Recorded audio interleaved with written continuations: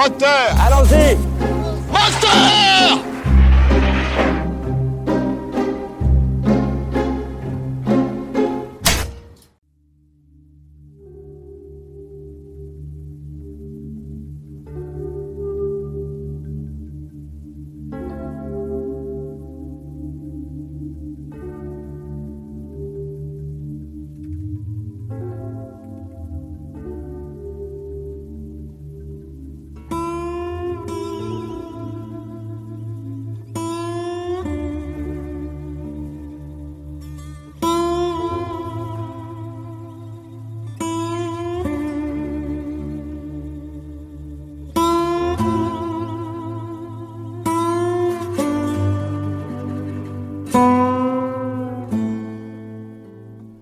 Et évidemment, vous l'avez reconnu, il s'agit de la musique de Paris, Texas, un film réalisé en 1984 par Wim Wenders.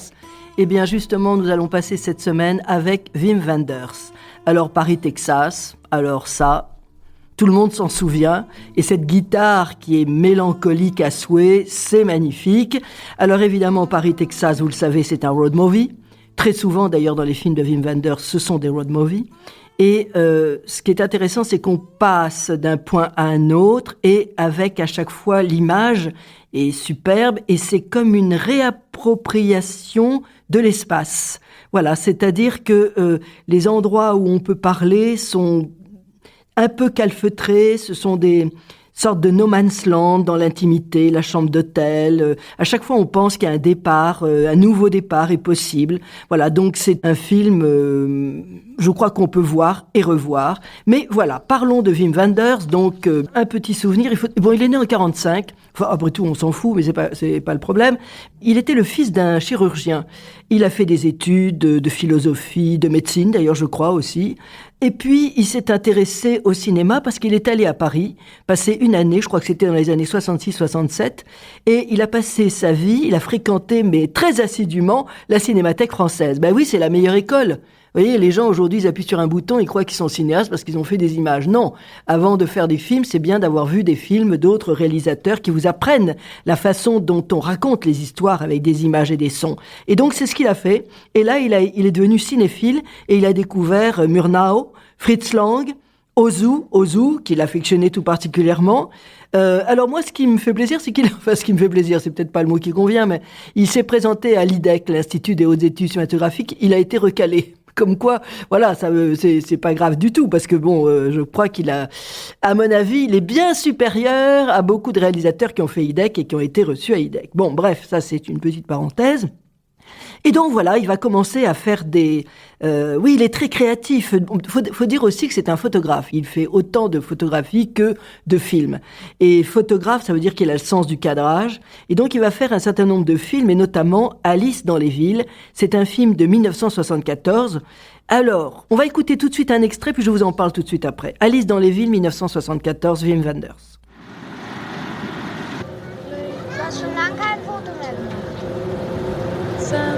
Seit Amsterdam.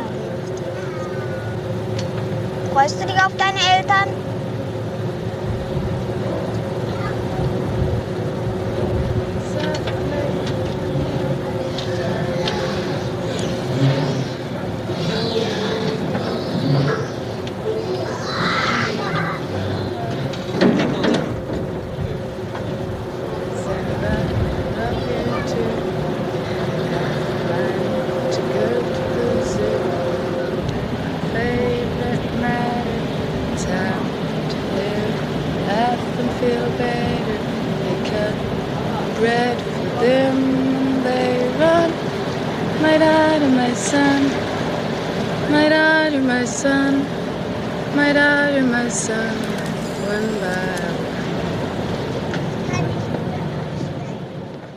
Alors Alice dans les villes, vous l'avez entendu, c'est aussi un road movie, ils sont là dans une voiture, et donc c'est au début tout à fait du début du film, il y a une petite fille et un homme qui conversent dans l'habitacle d'une petite voiture, ils se connaissent à peine, mais Philippe le conducteur a accepté d'aider Alice à retrouver sa grand-mère. Donc voilà, ils vont vers la grand-mère, ça c'est des sujets assez enfin je dirais pas classique, enfin qu'on retrouve très souvent dans des scénarios de films. Et en même temps, on s'aperçoit que cette recherche va prendre la forme d'une enquête et ce sera une errance, mais une errance double. C'est à la fois celle d'Alice, cette gamine, Alice dans les villes, Alice, mais c'est celle aussi de Philippe. Voilà. Ça, c'est quelque chose même qu'on voit ça me revient pas à l'esprit, mais je pourrais vous citer un certain nombre de films où on a un peu le même point de départ, sauf que c'est filmé évidemment différemment parce que ce sont des réalisateurs différents. Là, il y a des tons très noirs et blancs et cette espèce de rencontre improbable, c'est quelque chose d'assez magnifique. Alice dans les villes, c'est d'un romantisme, c'est à la fois, c'est très intimiste et romantique. Oui, je pense que Wim Wenders, c'est un grand romantique, on le voit à travers ses films. C'était donc des films dont on se souvient. Il y a toujours une quête existentielle chez Wim Wenders.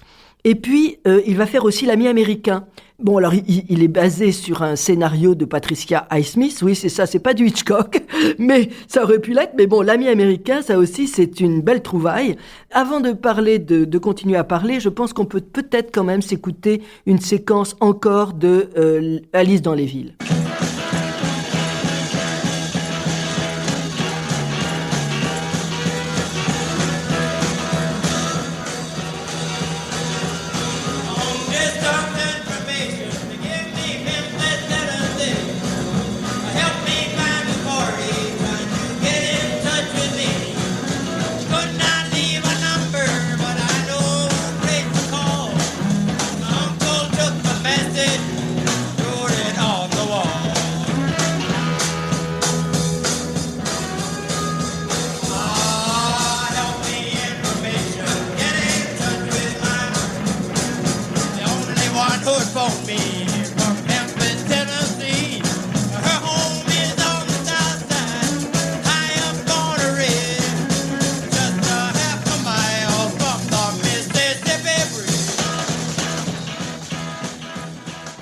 Voilà, donc il y a de l'ambiance dans le film de... Oui, c'est pas toujours complètement planant, mais voilà, il y a quelquefois... il aime bien la musique. D'ailleurs, entre parenthèses, Wim Wenders a fait quelquefois des documentaires sur des arts, quels qu'ils soient, que ce soit musique, danse ou des sculpteurs. Notamment le dernier film que j'ai vu à Cannes, qui était de cette année de 2023, c'est Anselme, et qui est aussi Vol des Tours, quoi. Voilà, donc, comment dire, Wim Wenders, c'est un type intelligent. Alors, c'est vrai quand même que quand un film est réalisé par quelqu'un d'intelligent, ça se voit, quoi. C'est-à-dire, voilà, tout d'un coup, ça... Quel bonheur. Bon, alors, ensuite, il faut savoir que quand il a eu fait L'Ami américain, eh bien, c'est un film qui a beaucoup plu à Francis Ford Coppola, et donc celui-ci a invité Wenders aux États-Unis. Alors là, en revanche, ça s'est pas très bien passé. C'est compliqué de filmer aux États-Unis avec les syndicats, machin. Enfin, c'est très compliqué. Mais en revanche, il a fait un film très émouvant. Wenders a réalisé Nick's Movie. Nick's Movie, c'est évidemment sur le réalisateur Nicolas Ray. C'était Ses derniers jours. Et ça aussi, c'est un film... ce réalisateur était atteint d'un cancer. Il a accepté d'être filmé sur ses derniers jours. Voilà. Alors, je vous disais tout à l'heure que Wim Wenders... Il est photographe et alors il est un passionné de Ozu et du Japon. C'est un grand voyageur, Wim Wenders, mais je crois qu'actuellement quand même il est un peu plus basé à Berlin. Je crois qu'il s'occupe, mais je voudrais pas dire d'ânerie, je pense que il est directeur d'une école de cinéma, l'équivalent de l'IDEC d'ailleurs.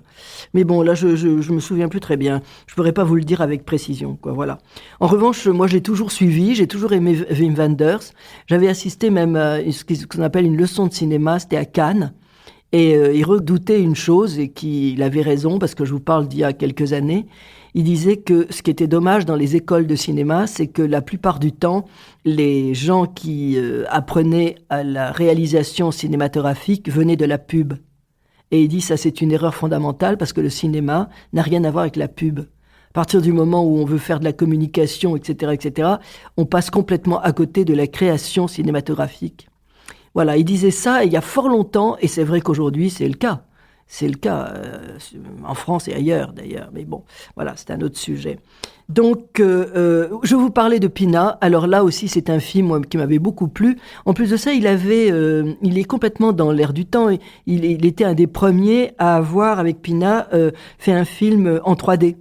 Alors, je ne l'ai pas vu en 3D. En revanche, le film Anselme, dont je vous ai parlé tout à l'heure, là, à Cannes, on nous donnait des lunettes pour voir en relief. C'était pas mal, parce que c'est pas continuellement en relief. Quelquefois, il y a des aplats comme ça, mais c'est vachement dosé, c'est bien fait, c'est intelligemment fait. Et ben oui, c'est mieux quand même, voilà. Donc Pina, je trouve qu'il avait vraiment compris ce qu'était Pina Bausch. En plus, moi, ce qui m'avait surprise la première fois que j'avais vu le film, c'est que Pina Bausch, elle fumait, mais alors c'était incroyable. Elle était là toujours la cibiche en train de fumer. Ouais, je trouvais ça tellement drôle. Voilà, ça me plaisait beaucoup. En tout cas, c'est vrai qu'il a su mettre en valeur à la fois les propos de Pina Bausch et puis tous ces danseurs. C'est vraiment un film d'ailleurs que j'aimerais revoir.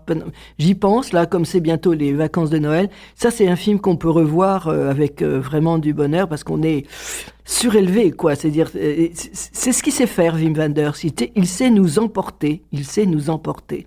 Bon, ben on écoute la musique d'une séquence de Pina Bausch.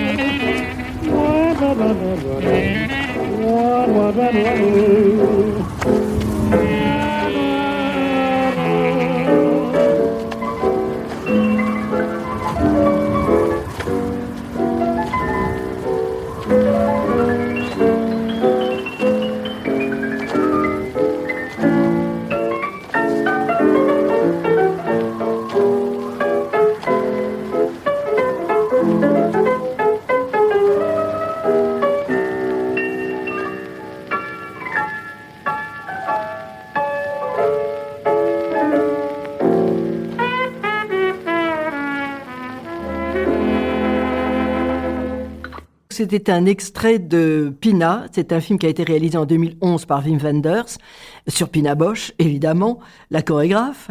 Et là, ce que vous avez entendu, c'est une musique intéressante parce qu'elle est un peu des années 30, 40, mais c'est surtout que derrière, vous entendez un bruit de mer parce que ce sont des danseurs qui marchent, qui défilent comme ça sur une plage et ils entourent toute une série de poteaux et donc ils sont aussi... vous voyez, il y a une osmose comme ça entre le décor et la chorégraphie. Enfin, c'est magnifique, c'est magnifique. Il y a aussi un autre documentaire dont je voulais parler parce que je pense que beaucoup de gens l'ont vu. C'était, il avait co-réalisé avec Salgado. Vous savez, le photographe brésilien Sébastio, je crois, c'est Sébastien Salgado.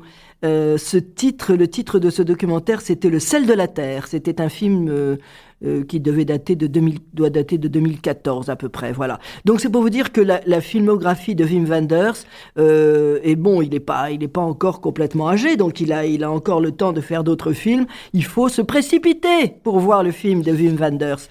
Et donc voilà, merci Lucille, et nous on reparle de Wim Wenders la prochaine fois, mais là je me focaliserai davantage sur Perfect Days qui est actuellement dans nos salles.